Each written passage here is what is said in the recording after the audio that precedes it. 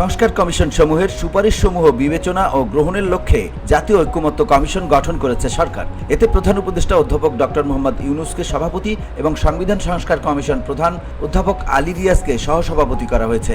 বুধবার মন্ত্রিপরিষদ সচিব ডক্টর শেখ আব্দুর রশিদের সই করা প্রজ্ঞাপনে এই কমিশন গঠনের কথা জানানো হয়।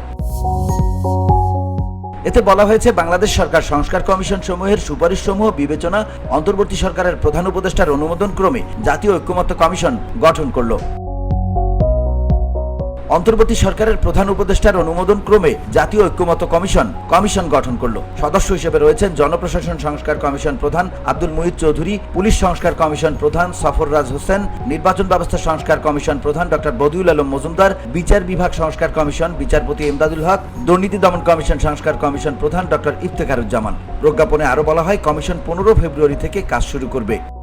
ধুলো, ময়লা ও ক্ষতিকর ধূলিকণা থেকে নিমিষেই মুক্তি দেয় চৌধুরী এয়ার পিউরিফায়ার। এর শক্তিশালী সাকশন ঘরের কোনায় কোনায় লুকিয়ে থাকা সকল ধুলা টেনে ফিল্টার করে এবং বের করে আনে নির্মল ও স্বাস্থ্যকর হাওয়া।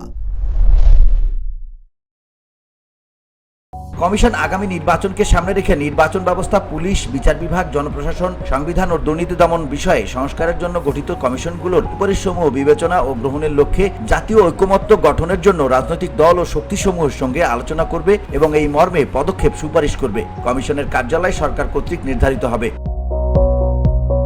VOD Bangla news desk.